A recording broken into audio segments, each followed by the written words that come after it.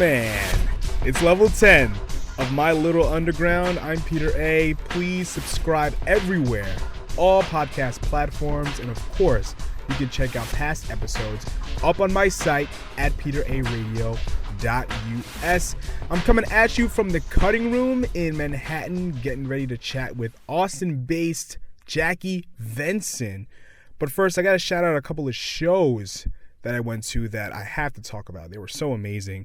I saw Combo Chimbita and Chrome over at Elsewhere, beautiful spot in Bushwick. And what's really interesting about this place, it's 3 spaces in one. There's the hall, zone 1, and the rooftop. And when I was over there were 3 shows going down at once. It was fantastic. And I was at the hall, and Combo Chimbita, Brooklyn group by way of Columbia, they have such an amazing stage presence, very electric. Just picture a psychedelic rock group with some Colombian flair. It's a must-see live. You got to get out and see them. And Crumb played right after them, and they're much more low-key than Combo Chimbita, but there's a lot of moving parts to their live show. There's a lot of synths, some subtle but electric guitar playing. Not literally electric guitars, but their guitar playing was electric. There's some sax and some beautiful backdrops too, so Crumb, definitely check them out. I also caught White Reaper. They did a secret show for Skull Candy at a basement of a hotel, but it sounded amazing. The sound was awesome, and White Reaper tore it up like they always do, and there's no way, this is not a show to stand still at. You're going to be moving, and you're going to be dancing, so White Reaper, check them out. Their latest album was The World's Best American Band, one of the best albums of 2017. Hopefully they got something else in the near future. So yeah, that was White Reaper. And I want to give a shout out to Retirement Party out of Chicago. They got a new album called Somewhat Literate. Great band name and awesome album name. And they're playing a show out in Long Island on June 21st over at the Death Castle, a great DIY spot in Ronkonkoma. And you got to message them on Facebook for the address. And your Retirement Party, that album, such interesting guitar work. The guitars are kind of bouncing all over the place. They're dancing, if you will. And Retirement Party, please check out their album, Somewhat Literate. Very explosive, awesome rock and roll tunage. Now let's get into my big chat with Miss Jackie Venson. Cool. Alrighty, here we go. Yeah. Hey Jackie, how are you? I'm doing good, how are you? Great, thank you for talking with me today. No problem. You were on tour in Europe recently, right? Yeah, I got back like 2 days ago. Yeah? 3 days ago. 3 days. Didn't you play your first sold-out show out there? No. My first solo show was last November in Dallas. How like was with that? the drum machine. Oh, cool. Like with no other players and the drum machine and the loop. That was really turbulent, but it's like necessary. You have to start doing shows in order to get better at doing shows. Yeah, you know what I mean? But selling out a show, does that... Oh, I thought you meant sold out show. Yeah. I thought you said solo. Sorry, I'm a mumbler. No, That's my it's biggest cool. problem. It's cool. I'm about to play a solo show tonight, so. Oh, really? So I was thinking solo shows. Anyway, so my first sold out show. I don't know when my first sold out show was. Yeah. But Europe usually is pretty great when it comes to crowd attendance. Yeah. So there's a lot of people at every concert, but that's kind of how it always is. Yeah. So the last time you were in New York, you did a residency at Rockwood, right? Yeah, every Wednesday. Oh, really? Yeah. How was that? It was great. It gave me an opportunity to further strengthen my solo show. I did it solo. And then we played here with the band on the 15th. Okay. And then the next day we went off to Europe. It was a pretty wild trip. Still kind of soaking it all in, you know what I'm saying? Yeah, so at the Rockwood, what hall did you play? I know there's many. 3. Okay. Is that the bigger space? No, the biggest one is stage 2, and then stage 3, and then stage 1. Okay. All right. And that was solo? Yeah. Okay. Yeah. So when you play solo, when you mess up sometimes, because that's what happens, like how do you recover from that? There's 2 types of mistakes. There's the mistakes you can recover from by just continuing to play and not saying anything about it. And then there's the mistakes that are so bad that you have to stop and start over. Yeah. And the latter mistake, you usually have, the more you practice, the less you have those. Okay. The former mistake, the first kind of mistake, happens all the time because it's human. There's nothing you can do about it. Sometimes you just don't hit the pedal right, or maybe the lights are too bright and you don't see the right note or whatever. Anything could happen, and those are the ones you just keep playing and people don't even know they even happened. Yeah. That kind of happens sometimes. I notice some bands, they say, oh, I just messed up that last song. But that's bad because you kind of shine the light of what you just did. Yeah, well, sometimes it's a mess up so big that you have to address it. Yeah. You have to be like, sorry guys, redo. I usually make it a joke. What's a concrete example of something that's happened to you like that? Like I made the loop was wrong. Like the beat was not on with the loop. And I had to start the whole thing over again. Yeah. After I had just built it in front of everybody. Right. So it's like pretty obvious that I messed up. Yeah, I saw you at that Queen show. Yeah. The secret show with Love Honey. Yeah. Amazing. Oh yeah, I remember that. Yeah. That was, this whole thing's been a blur at this point because it's the end of the tour. Yeah. Like middle of the tour, I'm still like remembering each and every show, but at the end of the tour, it's all like a meld of experiences. Are you fatigued right now from all this touring? No. You love what you do. Yeah. I mean, it's like, it's just like you just wake up and do it. You know what I mean? Right. It's not like any more exhausting than it would be me being in Austin every day. Right. That would be exhausting in its own way. Like South by Southwest, I'm sure that's crazy. Well, South by Southwest is not Austin. It's like, it's a depart from what it's actually like to live in Austin. Okay. South by Southwest is insane. Oh, right. There's like a million things going on, and there's no consistency, and all the streets are closed. It's not an accurate picture of what the city's like. What is? Austin any other time of the year. Okay. Yeah, if you want to know what it's like to be in that town, I would not suggest going during South by. It's just not accurate. Would you say Austin City Limits is an accurate depiction of what Austin is like? Yeah, because they don't close the whole downtown. They just close Zilker Park. So you can still go do stuff around the town, and the rest of the town is still like normal in a normal state. Yeah. South by Southwest, they close the entire downtown. It just completely throws a wrench in the local life for like 2 weeks. Okay. So, yeah. So have you played South by before? I know you're playing in October. Yes. I play it every year. But it's not really I mean, do you know what it is? What? It's like not like a festival. Okay. It's not like Austin City Limits. They don't have like a main stage. Okay. It's just a collection of events going on all in one area of the city. Right. And they close that area to cars, so you can just walk around the whole downtown. And like there's just a million different things going on every single day. So what do you think of the whole festival market in general? What do I think of like the festival from the like touring festivals? Touring it, playing them, and going to them. Or do you think they're overrated?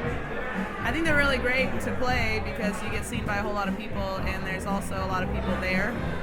So you don't know who's going to hear you. Maybe somebody who can give you a really great opportunity is there, and they hear you, and then boom, you got a really great opportunity now.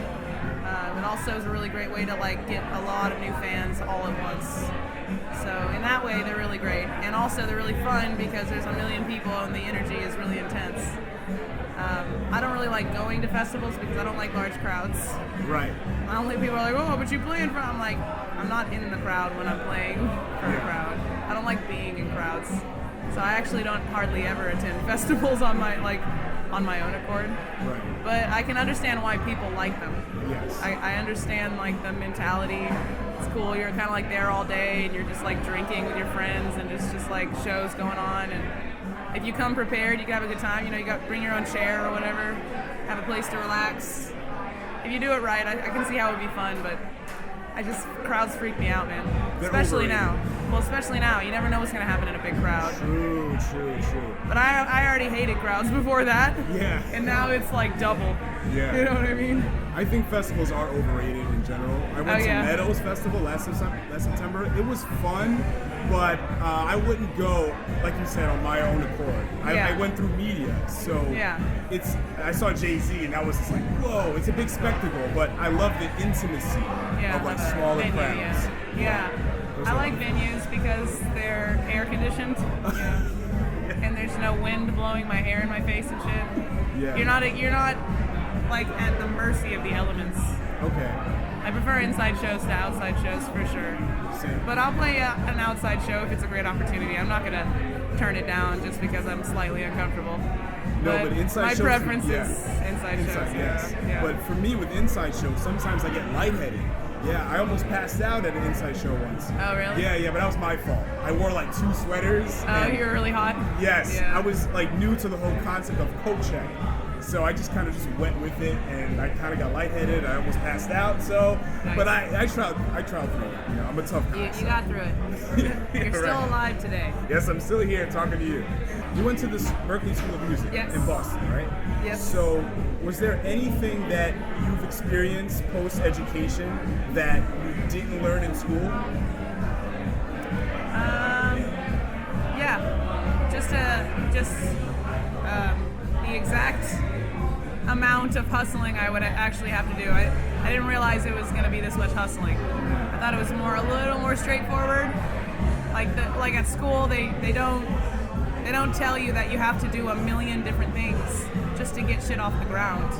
Like when I was learning how to play the guitar, I had to like host karaoke and walk dogs and babysit and then I had to like slowly turn my karaoke thing into a live thing.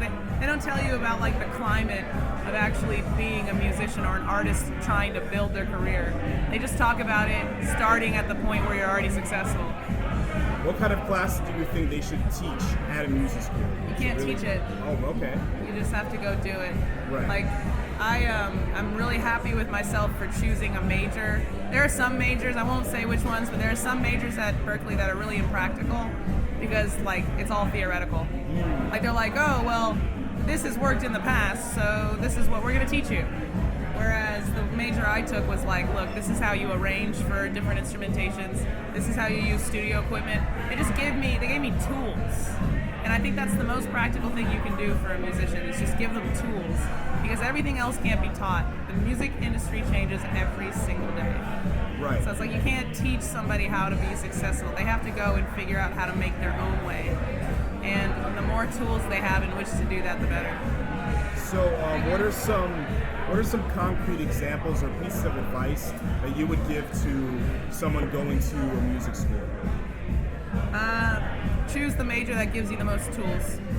The major I chose taught me how to arrange for pretty much every single instrumentation. We did arrangements for orchestras.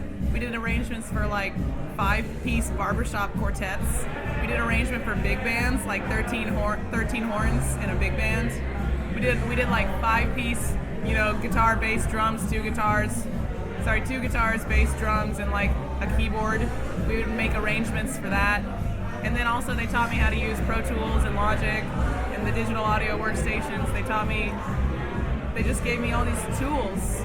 And now I'm out here doing these things, and half the things I do require the tools that I got during my education. Like, there's so many things I wouldn't be able to do right now if I would not have gotten that education. Like what? Like this whole thing I'm doing with the looper station and the drum machine.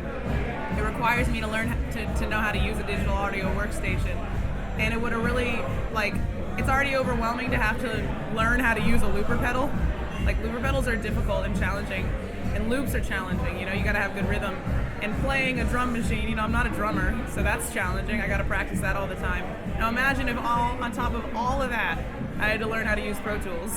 Right. It took me like a year and a half to learn how to use Pro Tools at school, to really get to the point where I can get on any digital audio workstation and kind of figure it out because they're all kind of the same. It took me like a year and a half to get to that point. And the more things you have stacked up that are challenging, the less likely you are to embark on that journey. You're just like, the odds are stacked, fuck it. And you do something else instead. And I just think that if I had more stuff standing in my way, I might be a little discouraged. But now I have all these tools to begin with, so whenever I get an idea, I can just chase it. You know what I mean? Yeah. But you tour so much. Yeah. So where do you find time to practice all these elements for your solo set? Oh, well, the only time I really don't have the time to practice is when I'm in Europe. Okay. And it's because I'm always only there for as many gigs as I have. Like if I have 10 gigs, then I'm there for 12 days. Like I'm never just chilling in Europe. Okay. I like land, play shows, leave, you know? But like everywhere else, there's always time. Like when we drove up here from Texas, there was like several days I had off, and I just plugged my guitar into my digital audio workstation and I put my headphones on and I practice. Or sometimes I'll get lucky enough to stay in somebody's house and they have a basement, and I'll set up all my shit and I'll practice. And in New York, my sister's boss hooked me up with this basement space, the basement of his condo building. So I've been practicing down there, and when I'm in New York, I've gotten a lot of practicing done in New York, a whole lot. Did you practice today? No, not today, but Okay. I did 2 days ago. Right. I wanted to yesterday, but sometimes I just get too busy. Yeah. I hear that. was like sending out emails. I was doing the other side of the career, you know, Yeah. business side. They don't teach that in school, right? No, well that changes every day. They can't teach that. Right. The internet changes every day. Like there's a new thing. There's new rules. Facebook's algorithm changes every day. It changes every single day. You can't teach it. You have to keep up with it and actively pursue it, and figure out what your path is. And it takes a long time to figure that out sometimes. When you go on tour, and I saw you recently posted your routine. So you arrive somewhere, you wake up early, you Yeah. eat breakfast. I don't know how you have time to do that. Then you drive for hours. So what is your tour breakfast? Oh, was my tour breakfast? Yeah. Oh, well in Europe it's like deli meat, cheese, crackers, and like, I don't know, a croissant. They kind of have lame breakfast over there. Sorry, Europe. Oh, wow. It's kind of lame breakfast over there. But in America, I actually usually don't eat breakfast Why not? because I wake up at like 1 p.m. Okay. Because I'm not like, I don't tour like that in America. Right. I only tour like that in Europe because it's like expensive just to be there. Every day I'm in Europe, that's an expense. But it's not really true in America. It's like I have my own car.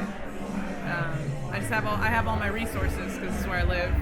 So I have days to like where I can sleep in, and then we drive there, and then I don't have a gig till the next day, you know. So it's a little more relaxed. I take breakfast really seriously. It's a ritual for me. I'm I super don't serious function. about dinner. Yeah. And I'm me pretty too. serious about like, sometimes I like to have a pastry in my morning. My morning is like usually 2 in the afternoon? Yeah, 2 in the afternoon. Right. So I want to talk about the 2 new singles you dropped recently, Only Have You and Don't Lie to Me. Yeah. I love those songs, and they're sonically diverse. Oh, very, yeah. Is that your goal for your next project?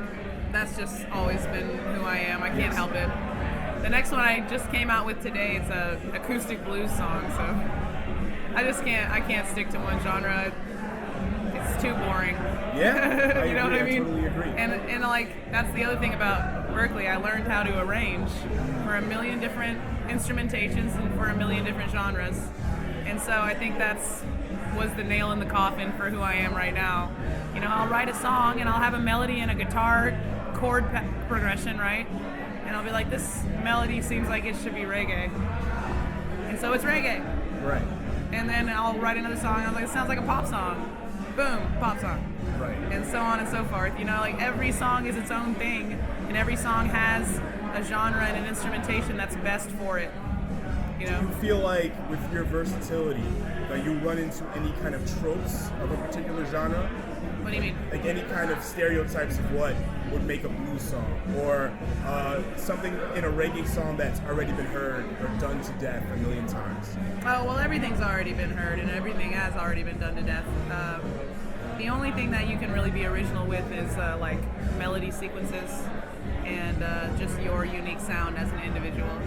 And I feel like I sound unique enough as an individual to where if I do a reggae song, it's still a new song because I'm me and nobody else is me and nobody else is ever going to be me.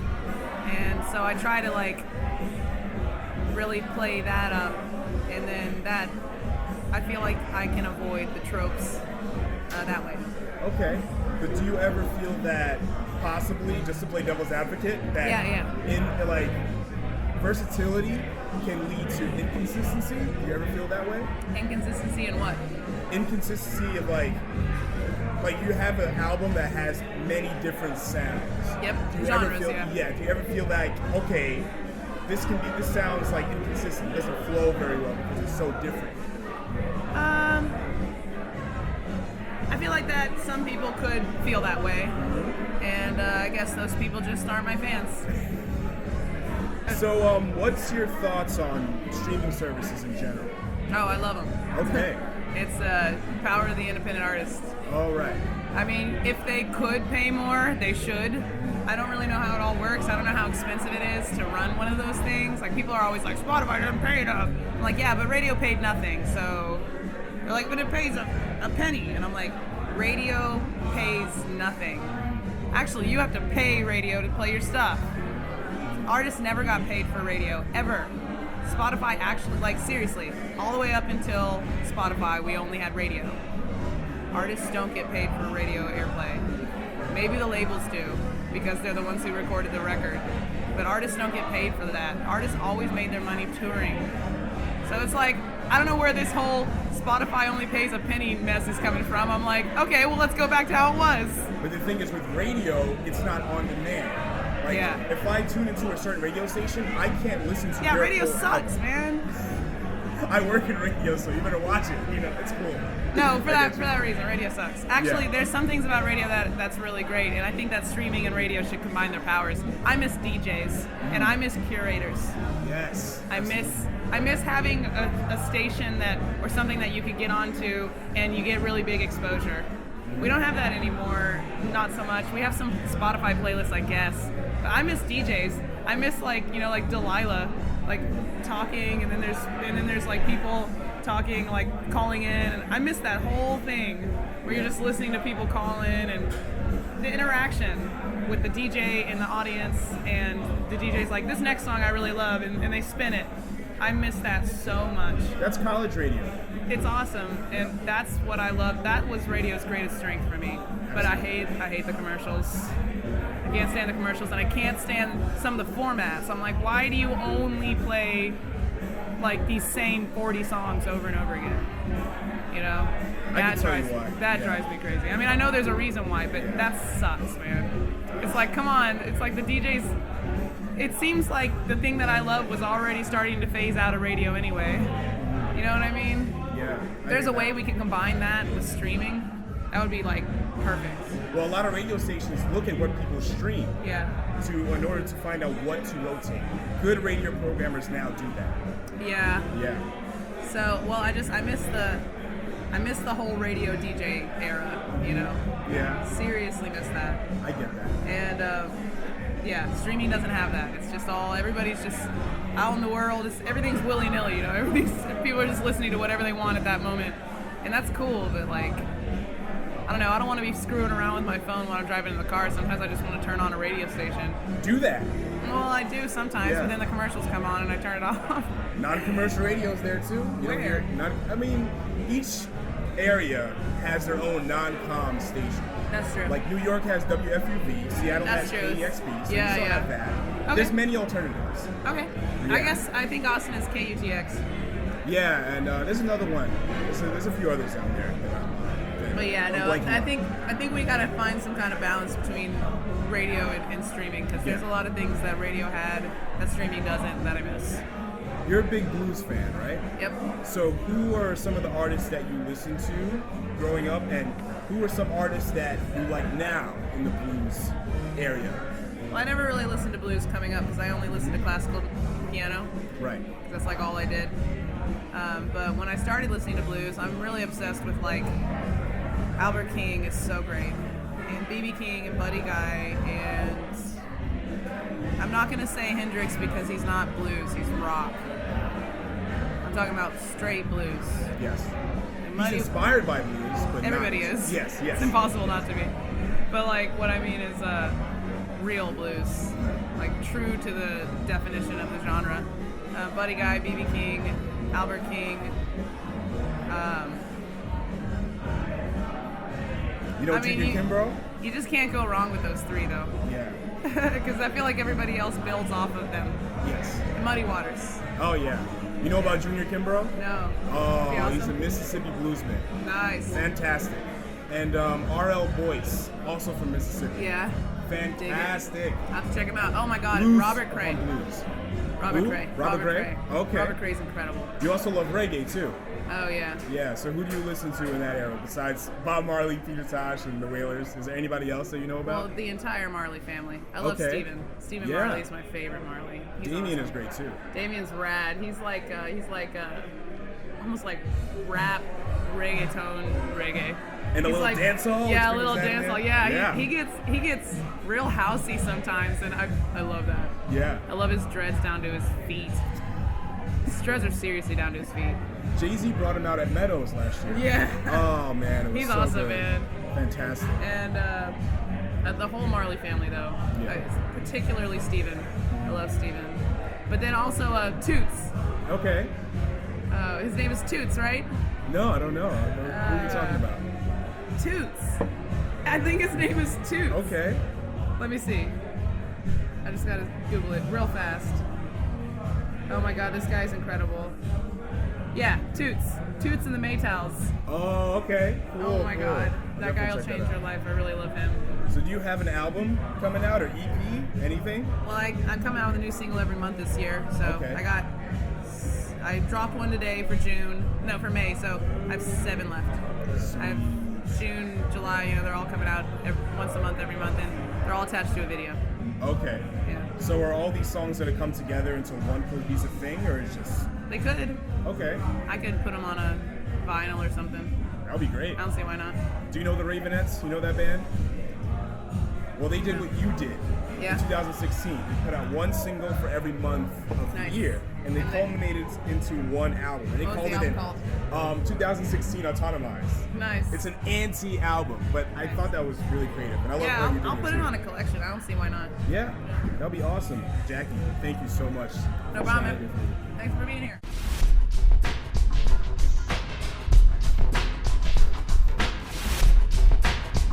Big thanks to Jackie Venson for chatting with me on level 10 of My Little Underground. Make sure you guys are subscribed on all podcast platforms and be on the lookout for Jackie this year. She's putting out 12 songs, one for every month of the year. Will it come together as one album?